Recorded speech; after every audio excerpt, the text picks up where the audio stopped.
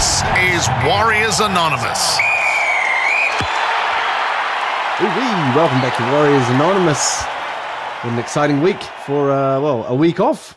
Dear, our boys didn't even play a game, but there was a bunch of things going on and still some things happening at the moment. So we're going to get into those. My name is Jared Cronin. Let's bring in the boys. First of all, we've got a bit of a...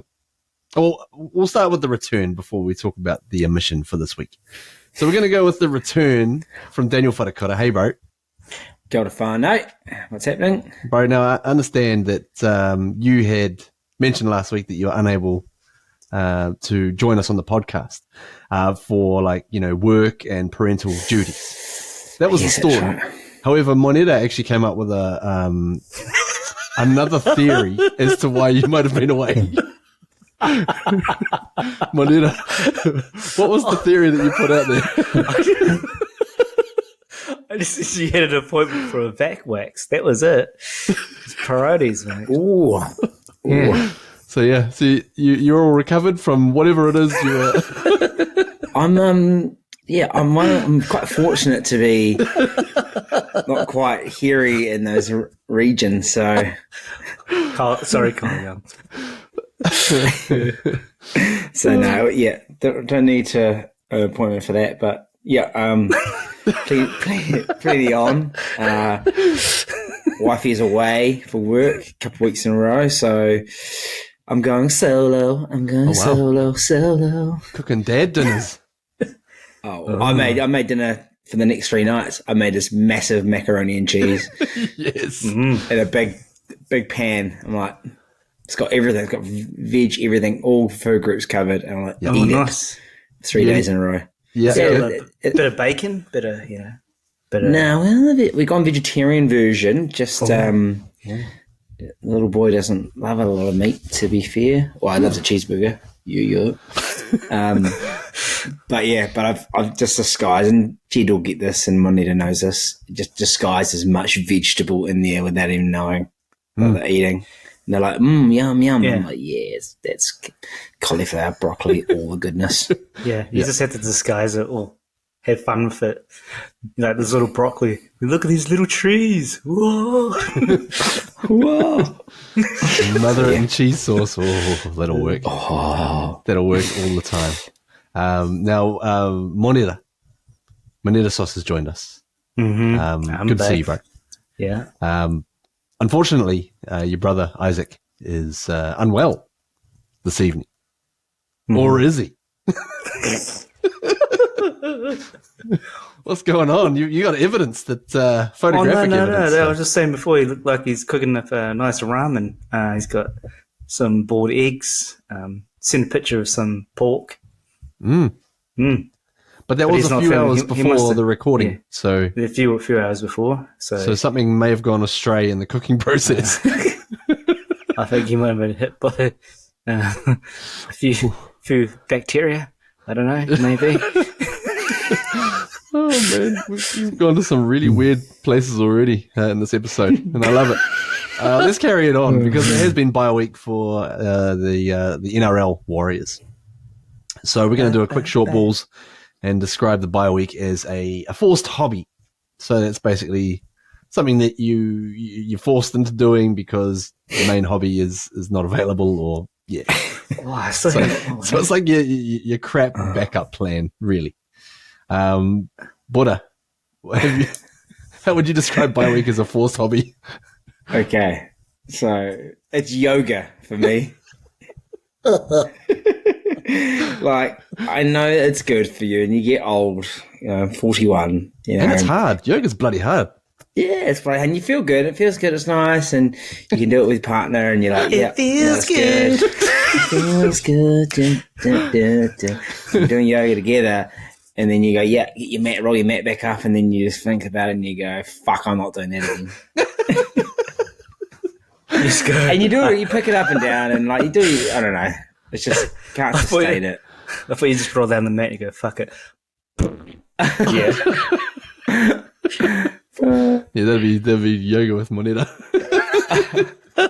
Tread carefully, everyone. So I know it's good for you, Ben. I should do it, but you're like, yeah. And then the Warriors are back on, and I sit on the couch. Yeah, that's nice. Moneta, have you got a forced hobby? You know, I was actually going to state that just the whole stretching thing, but it was the reading part. You know, I was like, maybe I'll start to read. Nah. Not that I do know how to read, but I can't remember the last time I've actually finished a actual book. Right. I think the last book I finished was Captain America: Civil War, and there was a Marvel comic, so I wouldn't classify that as a novel. So Right. yeah, and that was 15 years ago. So yeah, it's something that I should try reading this book. Nah. No, not going to happen. I don't know what happened with me. Like, as I was growing up, like, man, I used to read heaps. And I got to about the age of 10 and just pretty much retired. I was like, no, I don't read shit anymore. Last book I read was for a course. And actually, that was about, was it 2 months ago, 3 months ago? But in terms of enjoyment, yeah. Not happening. Yeah. My forced hobby was a hobby that was tried to be forced on me when I was about 5 or 6 years old. And that was my mum was driving me to go and try ballet. And I tell you what, I kicked up a fuss. I protested. I cried. I did not want to do it, you know. I was a kid growing up, you know, watching bloody WWF, the A-Team, you know, all these kind of, you know, boyish kind of things and that. And ballet didn't quite fit that sort of mold. So I kicked up enough of a stink to not actually have to go through with it. So that was my, that's what I described my Now I'm week as. picturing you, eh? Like you finish your podcast and then in the background you're doing a little pirouette. Yeah, I know, right? Bloody hell. Shit. I regret it now, eh? I'm like, man, those guys are mean I athletes. will walk 1,000 miles. That's right. They got the Dylan Walker buns going on. What was that? The glutes of doom. Oh man, yeah, man. You get like major calves and that, eh? Oh, yeah. And buns of steel. Jeez. That's it. That's it. Yeah. So, anyways, missed opportunities. But that's all right. We move on, fellas. Keep reading, everyone. Now, a few things going on at the moment, guys. In round 25, it's going to be the Daniel Anderson round in the NRL.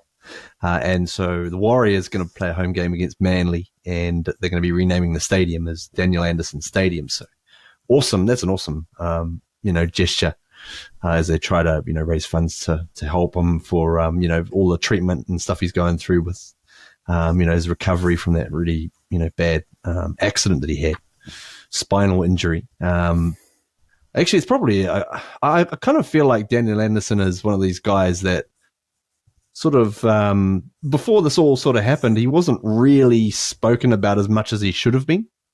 He took the Warriors to bloody, great heights, nearly to the highest of heights. And also, he did it a few years after that with Parramatta as well. And it was like, wow.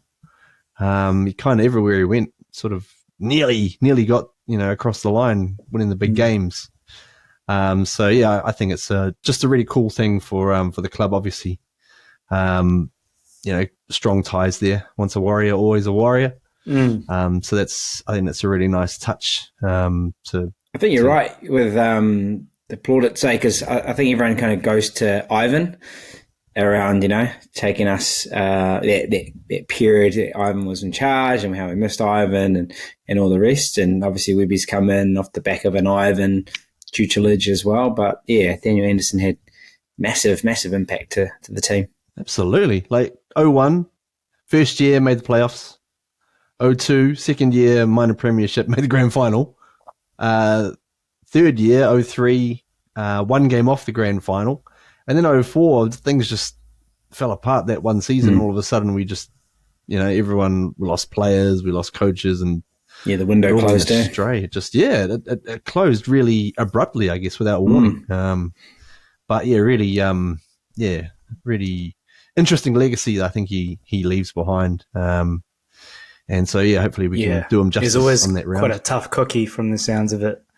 Last time we had that, was it the interview with Ali last year? He mentioned how he installed a bit of professionalism and really strict regimes in regards to how they do certain things. Yeah, yep, for sure. And it's something that you need in a successful team, as we've shown this year. Now, coming up also in regards to the Warriors' home ground, Go Media Stadium at Mount Smart, there's actually going to be a bit of I'm calling it a stadium clash, but it's more of a scheduling kind of issue with a couple of All Blacks test matches coming up, because they've been bumped out of Eden Park because no one's watching rugby. I mean, no, because of the FIFA Women's World Cup coming up. So they're bumping over to Mount Smart, becoming roomies, hey? But what it's meant is that for that game and for the subsequent Warriors game, they're going to have to put an extra seating, about an extra 6,000 extra seats, which is good, ups the capacity, but it takes away a whole bunch of the sort of game day experience. There's a lot of things at the bottom of the bank and that people get involved with, and the kids get involved and play and stuff, and so they're kind of losing out a bit on that side of things. The game day experience suffers, but the capacity goes up. So I'll put it to you, boys. Is it a good thing to have more seats and maybe less game day experience for those couple of games? What having been up at Mount Smart a couple of weeks ago, or One Media, Go Media, and last year as well. Yeah, I mean, I think they can handle it just for this round or that round as well. And actually the extra seats might come in handy, because when I went to the Dolphins game, they had a pretty decent crowd, 23,000, but there was no one on the bank. So the back was completely empty. And obviously then they had like food trucks and bits and pieces, and they had a bar set up as well, which obviously was like, promo only, I think. So you just get rid of that. So for the one game, yeah, I mean, if they continue to play how they play and they're in fine form, then actually 30,000 at Mount Smart would be fucking awesome. So all good for one game. All good. Moneta, your thoughts? Yeah, I think all good for one game. But yeah, I think the Warriors management weren't too happy about it. But I haven't been there before. I think Buddha's probably best to talk about it. And I need to go to Go Media Stadium eventually. But I think it's all good for one game. Yeah.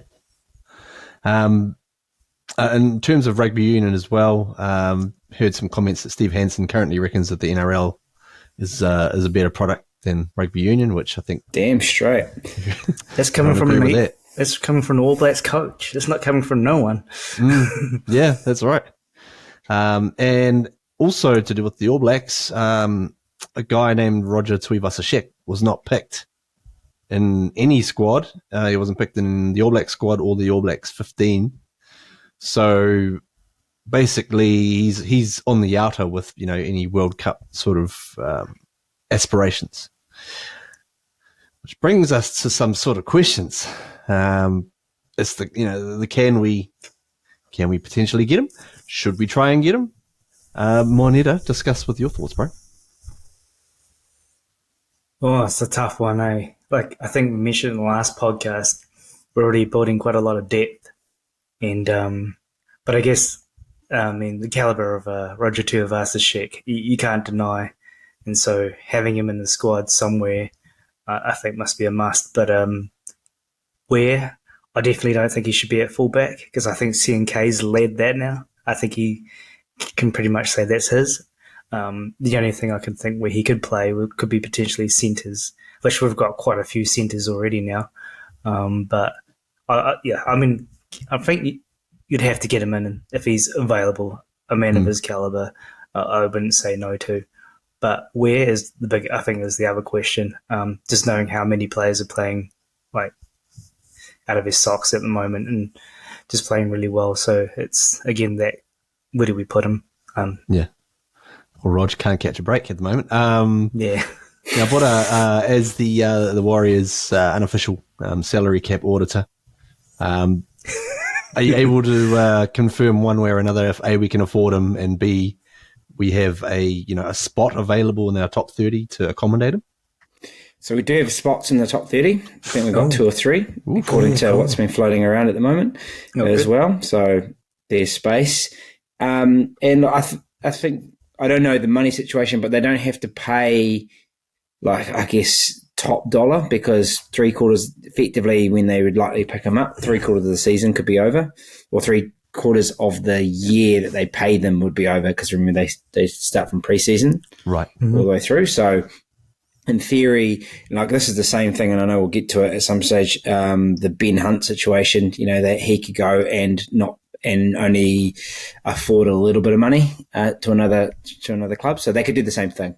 That's my understanding, but I don't know whether they got the money. And I think the other part is the NRL have to be comfortable with paying them, because remember our old mate Laydown Lodge, who shipped off and to another team and took our money. They had to pay him something. They couldn't just go, "I'll come," because you already got that money as well. So they had to. I think they had to rubber stamp him with a basic contract of like $100K. So in theory, we could get him for second-hand tracksuit paint money, and obviously, pay him his money for next year. And just put it this way, Phil. I mean, I think everyone's probably in the boat. If he can get him, get him. He's going to take some time to get back into league, conditioning, physicality, maybe even play cup. Just think about it. You get to the end, you get to the last round of the regular season, and touch wood, nothing happens, but Chance goes down. Yeah. He is your ready-made replacement to come into fullback if he's had sufficient time and reps under his belt. But you just want him. You want him in and around the team. And because of the style of play that Chance does as well, there's always trying not to use the word chance here, but there's always that possibility that he could pick up a knock. Fit. Yeah, that's right. He's in the wars, bro. He's getting bashed around all the time. So you're right. And they got a similar game. They literally got a carbon copy game, So which again they play like that, but also the system we've got is designed for that level of it's not a Reece Walsh fullback. That doesn't work for us. We don't want that. We've got a Chance, an RTS, a Dylan Edwards type fullback. Plenty of work. Plenty. When energy levels dip 60 minutes in, you see Chance, he'll take 2 carries a set. So it's just so important. Now, in terms of New Zealand Rugby League, they're looking to potentially put a bid in to host the Rugby League World Cup in 2025, alongside Papua New Guinea and the Pacific Islands as well. Moneta, feasibility-wise, what are your thoughts on us, having a crack at it without, having the safety net of Aussie to kind of lean on? I think we have a good chance. I think the way the game's going at the moment, the growth in the Pacific Islands, the game itself, you're seeing Tonga and Samoa and their resurgence within the game.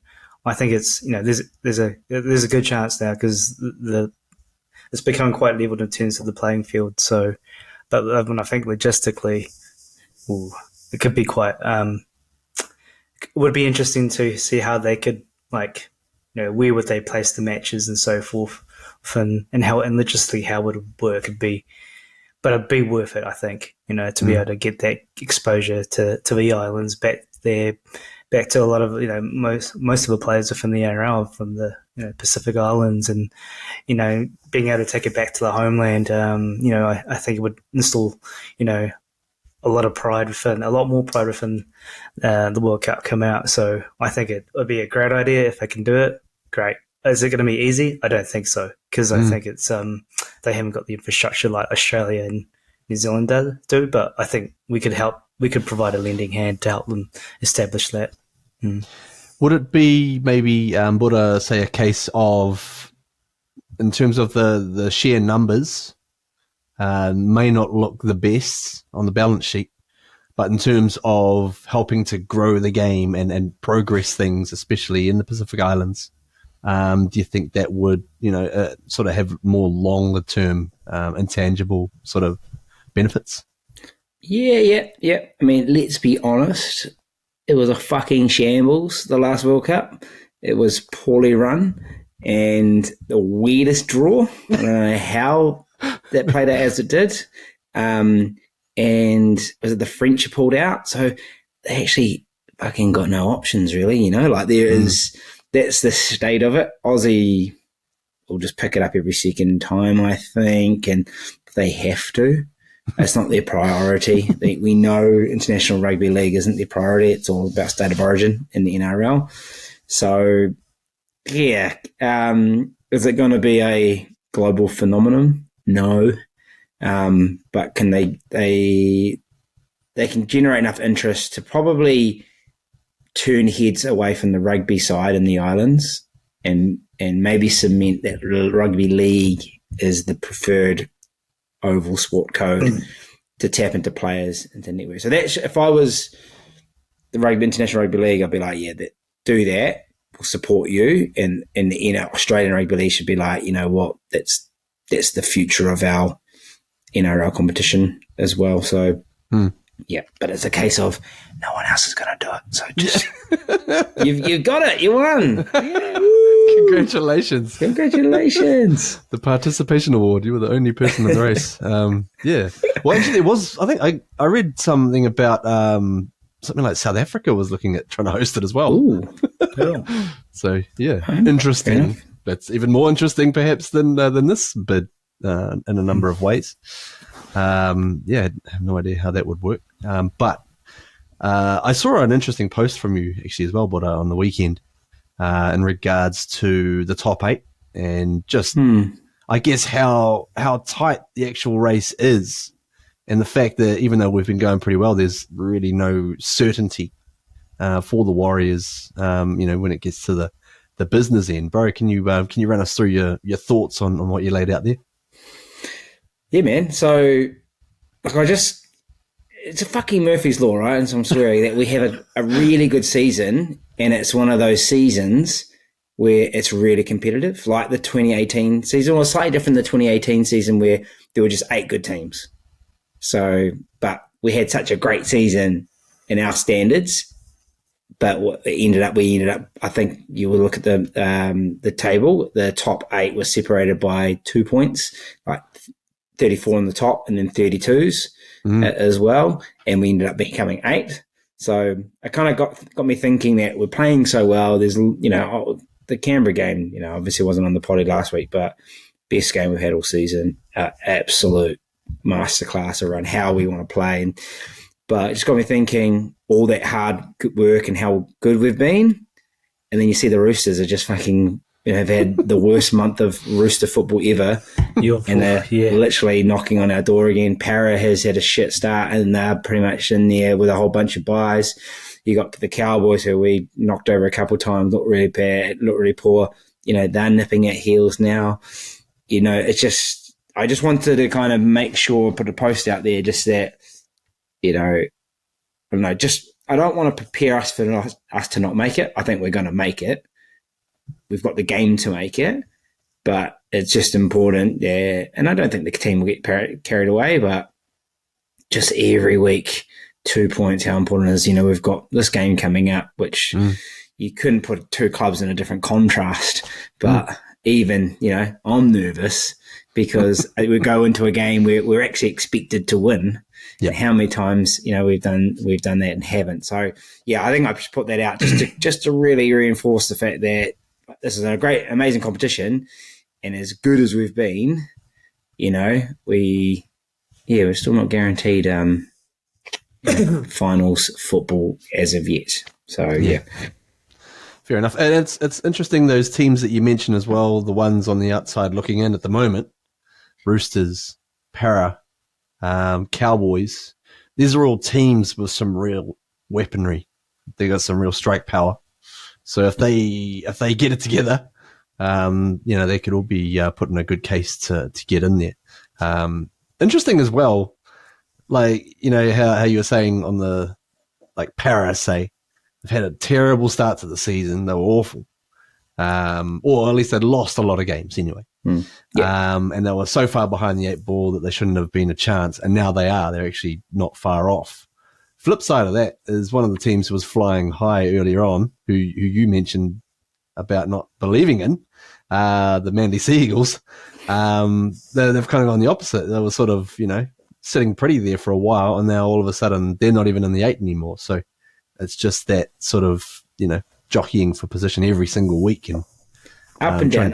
Like, they're an up and down team. And I think the benefit we have is that every week we've had a performance. We've put out a pretty decent performance, apart from maybe that Roosters game, the second game we played, was a bit meh in the weather, and we were down on troops. And I'm still a bit salty about the fact that we just didn't turn up for 65 minutes against the Broncos. Yep. Soft off a bye week. And they talked about, I know Sammy Hewitt had Tohu on, he talked about they just didn't win the big moments. But I think for a lot of people that went to the game, it was just like they just didn't respect that, unless a team turns up, you may be the favourites, you may be expected to win, but it doesn't count unless you turn up as well. So we're just hoping that getting your pants pulled down like that once, it doesn't happen again, which just makes me a little bit more nervous for this weekend because, if you get your pants pulled down against the Dragons in this situation, then fuck it, you don't deserve to progress, do you? Yeah, it's getting pretty serious. To lighten the mood a little bit, Moneta, we actually have had a bit of an opportunity pop up recently, and that's one of our great members, Joseph Maharaj, who is a DJ. He has put the idea forward of creating a Warriors Anonymous mixtape. It's a Warriors Anonymous mixtape, people. Now we need some tracks, bro. Oh, man. What are you thinking to first add thing into that this came to my head? I don't know why. Remember that song Nivea? Don't you mess with my man? That one? yeah. That's what I think of. Don't you mess with my man? And I'm like, oh yeah. I'm gonna be the one to bring it to you. It's not really like a rev-out song, eh? For a lot of our Warrior Anonymous members. What the fuck is this? Where does that come from? Yeah, I know. That's the first thing I think of. But yeah. There's a lot of. I'll probably go down the R&B hip hop route. That's when was it early 2000s? When they started doing good, and the times of those early R&B with Ja Rule and all that stuff, and they, in our favorite Buddha Te Hamo,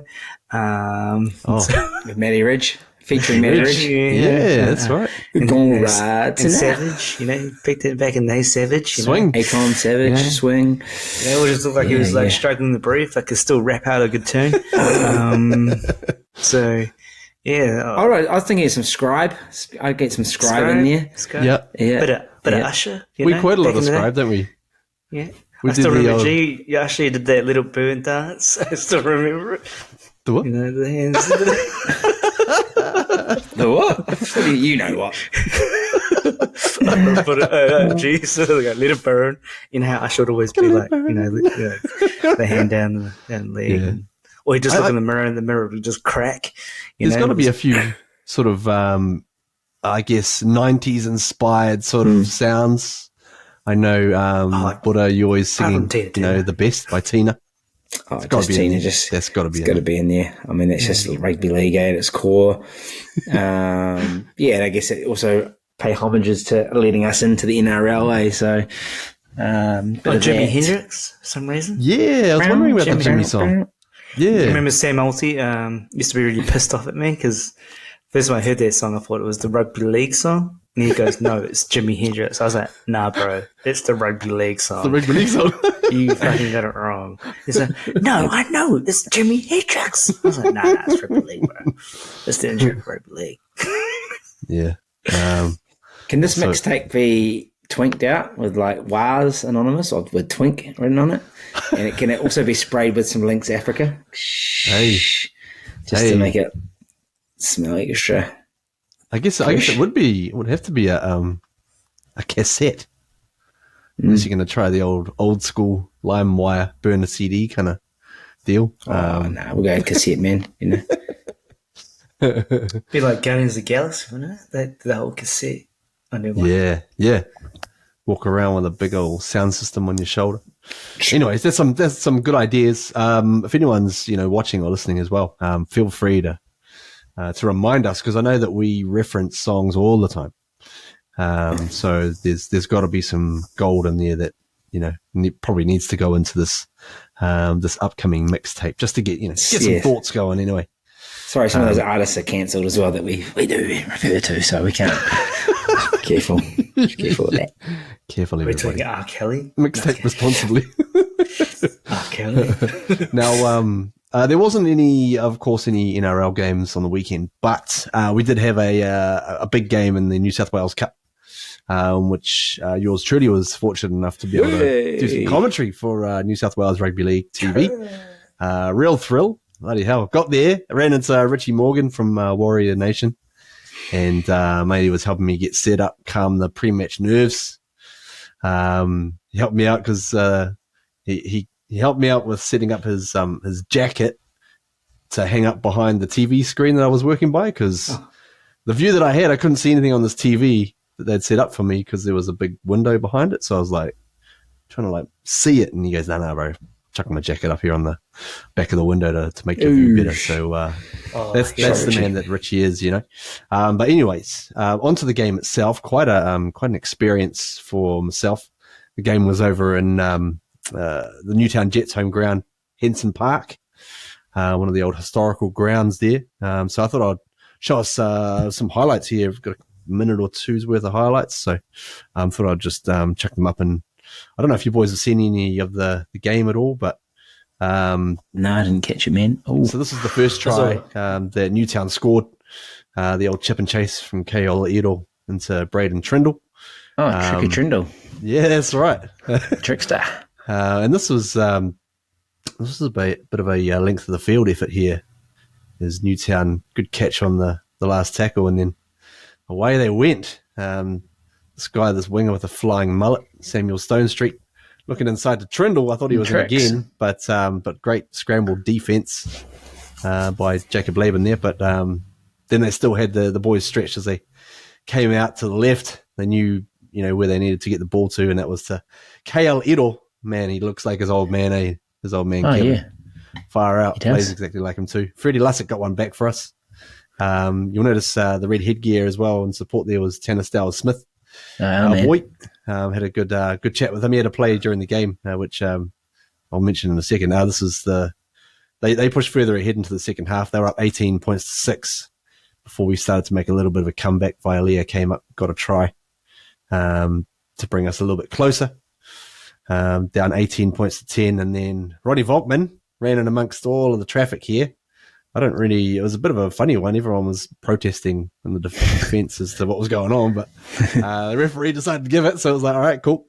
But then, about sort of 5 minutes to go before the full-time whistle, Tricky Trindle again got us, so he got them over the line. They took out the game 24 points to 16, so they go obviously further up the table. The Warriors boys sit back in the 5th. Whoa. So yeah, it was a tough sort of loss for them.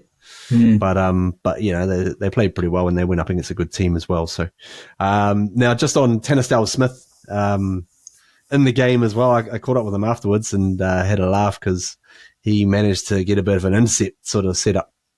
There's a ball on the ground, he grabbed it and sort of looked up and there was no one in front of him. And so he got the ball, but the only problem was he couldn't get his feet going and sort of tripped himself over. Gravity wouldn't play along, so we had a good laugh about that. Also caught up with Ruin Hammer as well after the game. Also, boys, there was some historical links as well between the Newtown Jets and the Warriors going back. They used to be the feeder club for the Warriors back in the year 2000. Oh. So they had a number of the 2002 grand final team playing in that side, or played for Newtown at least. So guys like, Clinton Torpy, there was a few of them. There was Jerry Seal as well. See you. I see There was, you, Jerry. Owen Guttenbill played for them. There was like about 14 of them all up. But Jerry's one was funny because he had to go and fly and play a game for Newtown, got the late call up. So he flies in on a Saturday and says, to the cabbie at the airport, take me to Henson Park. And the cabbie at the time didn't really know where he was talking about, so he took him to the Henson Park Hotel, which is a pub. so Jerry's in there with his gears going, I don't think this is the right place for me to be. So he's asking the locals, hey, whereabouts is Henson Park? So, they directed him. It was a few blocks over. He wandered over and managed to get there with about 20 minutes to spare before kick-off. So Sure. that was a cool little story and cool little link as well, which I had no idea about. For the New South Wales Cup team and the Newtown Jets as well. So the next game coming up for the boys is back in Auckland at Go Media Stadium. It's going to be against St George Illawarra Dragons. So they'll need to get a win there. They've been on the road. This is in over at Dragons, isn't it? Yeah, it's a away game Friday night. I think that obviously the NRL guys are away. Oh, the NRL guys. Sorry, man. Sorry. Yeah. So the New South Wales Cup boys, I believe, Oh, they're coming over. because they've actually, for their last 3 weeks in a row, they've been travelling. They've been on the way over to Sydney and that. So, That's so tough. they get a much needed home game, which is nice for them. But yeah, anyways, so now we look forward to next week's New South Wales Cup game, and we'll get into some NRL chat as well. Before that, Buddha, have you got us with a delicious and nutritious, possibly with hidden veggies inside, NRL wrap? Yeah, I do. It's the old NRL wrap. But this week we only have like a 6-inch. You haven't got the full foot long to give you. We've only got a little 6E for you. Money to just because tune of in. Hey? just because of State of Origin coming up on Wednesday night. So this will be Where Were You, the Where Were You moment. And I was just glad I actually managed to watch a bit of this game because I was like, I'll flick over. Because the Friday night, I literally was so fucking bored. I wasn't bored. I just rewatched the Raiders game as if it was like live as well. So, just wanted that game day experience. But then on Saturday night, I was sitting down watching and I saw a kick come across into the end goal in the Tigers Melbourne Storm game. And the ball was bouncing around and I saw David Clemmer about to grab it. And I saw Clemmer move his hand away and Alex Twal grabbed the ball and dotted down for his first try in the NRL after 116 games. A momentous occasion. Yeah. We got any sound like, we got any like... Oh, yeah. Hit us with that. Where are we? Where's the old... Give us that rundown again, Buddha. And Clemmer moves his hand away and there he was, Alex Twal scores his first try in 116 NRL games. There we go. There we Which, go. Wow. All right. Thanks, 12. Okay, well, that's long. This applause goes for 38 seconds. We're halfway through the applause. Okay. Oh, that's amazing. I mean, it was a big occasion though, so we got to give it to him. It was, yes, yeah. An amazing feat, which was so amazing. I think the Tigers just switched off for the rest of the game because they were just so happy about it. And I don't know what the final score was, but I think Will Warbrook scored 4 tries. So get on. Then the Storm, Big get Willie. the job done. Big Willie. Although, interesting, like they had Big Nelson out on the right, eh? They seem to be putting him out on the right. But the Tigers left looked pretty good out there, actually. Right. They actually were finding some space out there, eh? I didn't actually see it, but yeah, sure. They did. They found some space until they scored the try, and then it was pretty much game over there. So, Storm roll on. Obviously, a bit of a Golden Point thriller with a golden try to finish off. The Cowboys, their season resurgence continues, beating the Panthers, who were obviously down on Origin troops, and Nathan sitting in the grandstand with his hamstring injury. So I think the final score was 27-23 as well. I think a game the Panthers should have locked away by the sounds of it. Yep. Only caught some of the highlights there, and then just a mad moment, just awesome. I love the kind of shootout style, you know, of Golden Point. There's much talk that actually they should drop the drop goal and it should just be golden try. Oh yeah, okay. As well. There's a little bit of that floating around, but once you make it to Golden Point, it should just be a try wins the game. But Scott Drinkwater, I was actually Googling where Scott Drinkwater was born. He's actually in New South Wales. I understand it, a New South Wales option. Wow. Just thought he'd been playing the house down as well and scored a great try. So another, well, I like the fact that it brings the Panthers back, but it also picks up 2 points for a Cowboys team that desperately needs it. Roosters win. I was fucking hoping the Knights would come back. And they did. They started to come back, didn't they? Don't know if you caught the game. Also, they've got the elephant in the room is there's only one position for Joe Manu to play, and that's fullback. Right. He ran 300 metres. He ran for 300 metres. And I know they got 2 fullbacks. They don't know what to do with them as well. So Teddy, obviously Teddy was away. And they got the job done, but the Knights were finishing reasonably strong. So I was hoping the Knights get in there. And as you've nicely put, Matt Lodge is still undefeated as well. Our friend Matt Lodge as well, hey? Pay down Lodge. He's obviously the catalyst of when there's disharmony and results don't go your way. Maybe he's got something to do with it, but whatever it is. The bone thug of disharmony. Oh shit! Talking about that team, that Para Manly clash. Obviously, Manly were amazing the week before. Manly were dog shit against Para. Para just ran rampant, and also with our boy. I saw our boy Dejan Arce. Oh yeah, yeah. He's looking pretty good, eh? Yeah, man. He's running the cutter, playing 7. Yeah. With Ryan Madison playing 6 as well. So right. Yeah, that looks pretty good. Yeah, and Bailey Simonson just looks pretty elite. I keep forgetting he's a Kiwi. So good for the Kiwi watch, Kevin. Considering our other Kiwi mate's not there at the moment because he's in a bit of hot water. Yeah, so Para again, resurgence. And I think that was you've got the nice little poignant moment comment here. Sharks eat dogs. Which is enough said, really. Nico Hines went crazy on the points. I think 84. Not really much of a fantasy round this round, is it? Really, you don't play anyone. But I think I had maybe 2 players eligible to play this week. Yep. But one of them was Nico Hines, and he was my captain.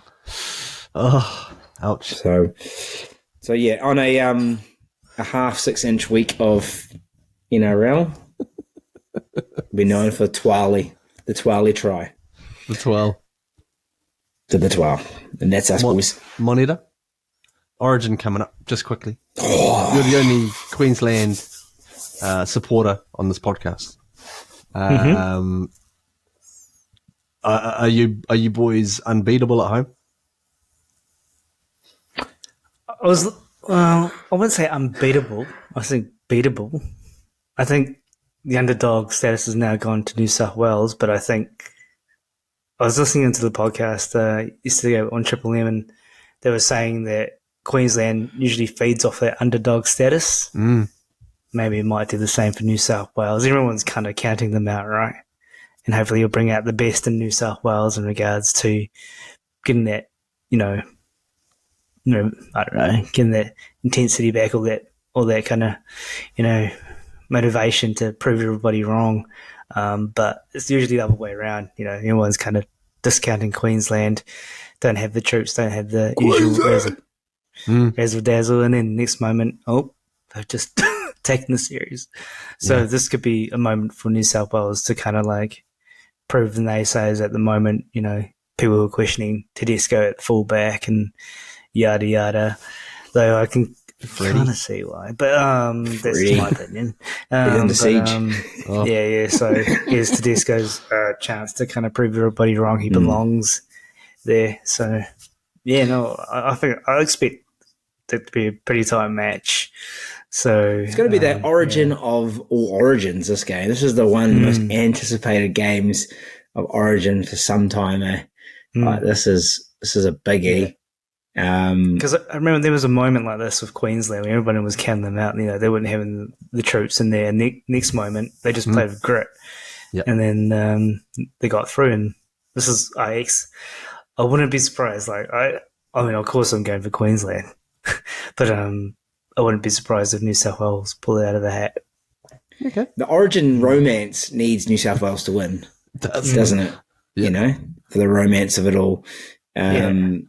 And like obviously someone who's been cancelled recently, Paul Kent, he would just be like fuming around how they fucked up the selections in the first game.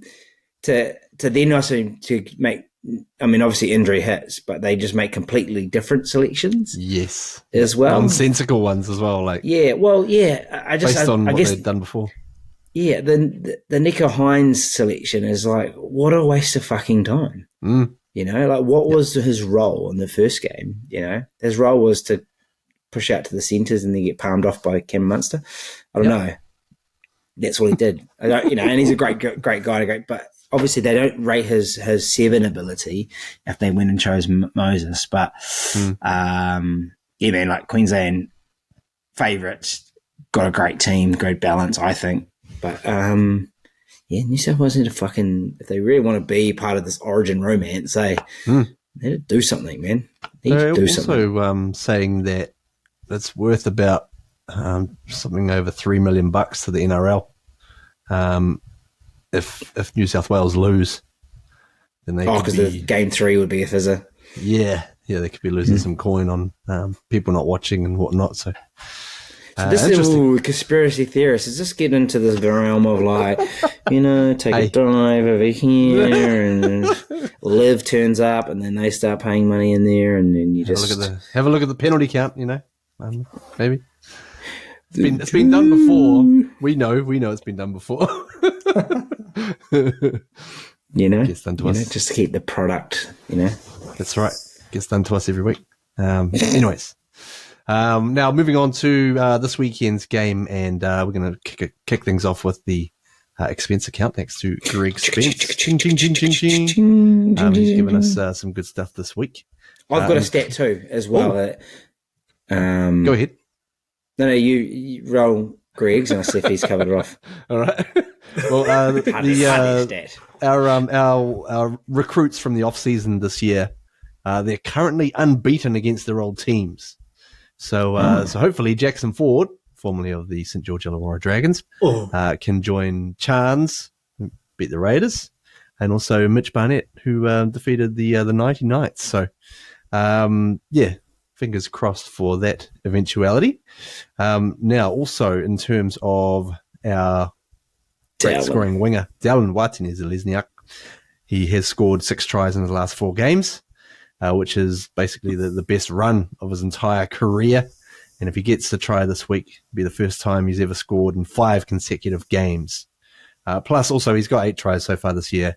So he's on track to break his career season high at least, of 12 tries. So keep an eye on DWZ, Flying Mullet. And then also, on the less than positive side of things, the Warriors' win rate against the St. George Illawarra Dragons is 29%. That's the lowest Sure.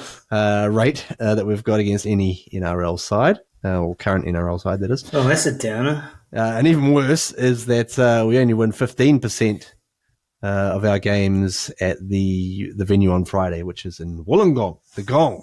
The gong. From To be fair, like that was early on. Like I think the Dragons in the last 5 years, except for last year, we were pretty shit. There were 2 games we maybe dropped against them. I think we've had a decent run against them. They haven't been flash, have they? yeah. Well, that's this week's expense account. Buddha, did you have a?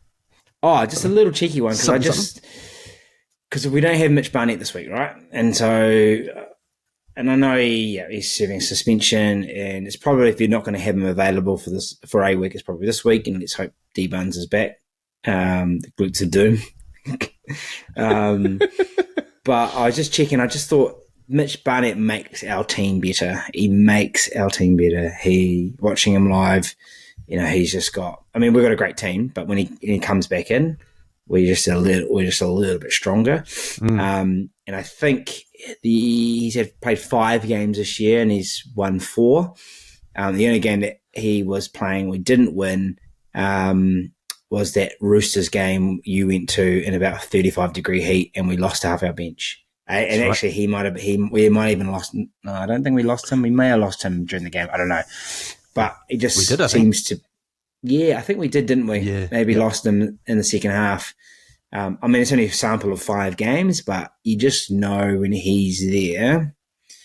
Yeah, we're just a bit stronger. But great to have Walks back. If we can have Walks back, that'd be good. But I just can't wait to have them all back. Yes, that was a smooth Martin's segue. back too. Well, I mean, these are from the official the casualty ward on NRL.com. So Rocco Berry due back round 17, aka this week. Edward Cossey, round 17. Te Martin, round 17. Dylan Walker, round 17. Just Tamati, I don't believe the chat was that he's still weeks away. So I wouldn't be surprised if that gets extended. What's the has anyone heard the chat on Jazz? Because every week I look at it, it says indefinite.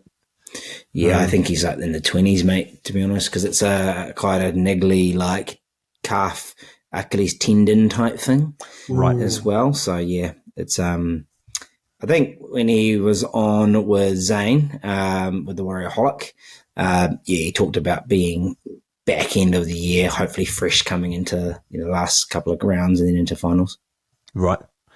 Oh, that's good. That's good. Some good intel there, bro. Apparently, Zane as well, the Warrior Holic, Zane Matsumoto, is actually putting the feelers out to try and be my my commentary manager as well. I was laughing. I was like, hey, the transporter. Anyways, now, boys, obviously a big game coming up. We've got a few minutes before we need to bounce out of here.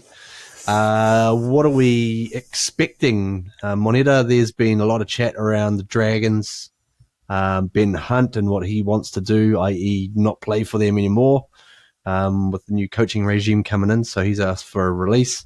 The Dragons have said no, currently. And the chat as well is that he won't be playing on Friday night, backing up after Origin. But what impact does that have on the Dragons? Do they come out firing at us? Does it, further depress them so they just, give it away? What are your thoughts? Oh, it could go.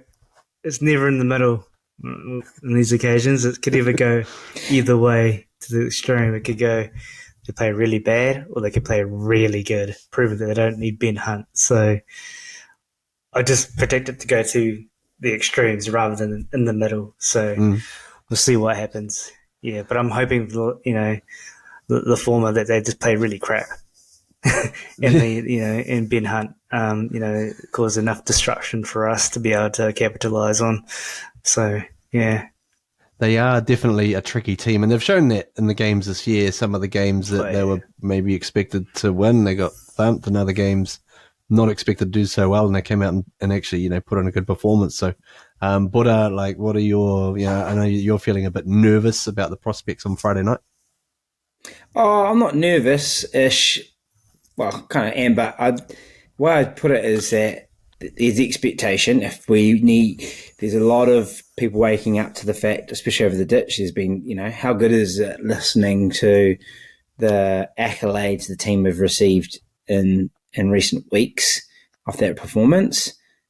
But for me, it's like they've got to back that up. Two things. They've got to come off this bye and recognize their opponents are in a world of pain, and they've been in that position. Yeah. And actually fucking making them pay. I reckon, in theory, we should beat them by 50 points. That's the difference of the capability of the team and how the teams are going at the moment. They've got no stability as a team. They're all over the place. That their best player is outwardly agitating for a move. Guys' contracts will be all over the place as well. And we're in such a strong position, but we actually need to be bullies and just really put it to them. If we can do that, then it can show that we can compete and be with the sort of top 4, top 6 teams as well. Because this is that first game all season, maybe the Broncos game, but this will be the first game that we are expected to win. Right. Hands down, regardless of the situation. And they've got to play like that, eh? They've just got to own them. And I think they will. I think they'll just get into the grind. And once they're in the grind, the Dragons won't want to stay with them because they got, and it sounds bad, but it happened to us last year 1,000 times when we got into the grind and then you nothing to play for, the season's derailed. You just kind of go, what am I doing? But now the guys have got something to play for. They play for each other. They're playing for higher honours. It makes a massive difference. So, yeah, a win, just get 2 points. But I would be massively disappointed if we don't put these guys away. Moneta, does the bye help us or hinder us, do you think, this Friday? We're having a bit of momentum. That was the thing, especially after the Canberra game. I thought, oh, wow, it'd be great to play another game after that. But, I think they appreciate the rest, and we've got a number of people coming back, like Dylan Walker and Mitch Barnett, sadly got suspended for a week or so. So I think it plays well for us considering what happened from that game. And now we get D Buns back and Kossi. Well, maybe he'll play, but I'm not quite sure. So I'll be interested to see the team list tomorrow and see what their makeup is, especially with the centres and wingers. It's gonna be an interesting one. But before we go, bro, give us the 3 key players for the Warriors in this game. So 3 key players will be Shawnee. Like, he is just the key to unlocking, all our good play. Chance, just, our momentum guy as well. And I think it is, come dance with me. Adam Whanua Blake, Strictly Come Dancing. He has the potential just to terrorise the shit out of the Dragons as well. So it's kind of that spine, like it's the big man up front, Shawnee in the middle, pulling the strings, and just Chance just so good. And if he can just play like he played he's playing all season, you would get them, easy. Moneta, quick score prediction from you, bro. 30-12. To us. Yeah. Like that. Yeah, if we don't, I'll be utterly disappointed if we don't take this out. Yeah. Yeah, nice. See, as a Warriors fan, having expectation, I find is a terrifying thing. Yeah, Very I say terrifying, that with trepidation because, it's like, like Buddha said, the Broncos still rings in my head. Yeah. Hopefully they've just learned from that experience. Like, just can't turn up lightly. But that Broncos give you credit. They're actually a solid outfit, right? Yeah. So they're a top 2 team. Yeah, I agree. All right, boys. This has been fun. On behalf of Daniel Wharekura, welcome back, bro. Moneta Sauce, and hopefully we get to welcome back Isaac Sauce next week after the recovery from the errant. I'm going to go do some yoga now. So yes, you go do some ballet, you go do some reading, and enjoy the macaroni cheese, with the loaded veggies. secrets. Hey, keep it there. Making me hungry. Yeah, next week we have a foot long, just not a 6 inch. Check us out on OnlyFans. Only flans. Only Plans. Only plans. You're onto something, mate. Oh, cooking show, naked. OnlyFans. Anyways, this has been Warriors Anonymous. On behalf of the boys, Heroback.com. my name is Jared Cronin. This has been fun chatting to you. Thanks for listening to us. Catch us on Facebook, Insta, Twitter. Subscribe and follow us on Spotify, Apple Podcasts, Google Podcasts, YouTube. Like and subscribe. Share. Do whatever you want because, we love having you guys as members. So, boys, we're out of here. Let's go. Go the Warriors.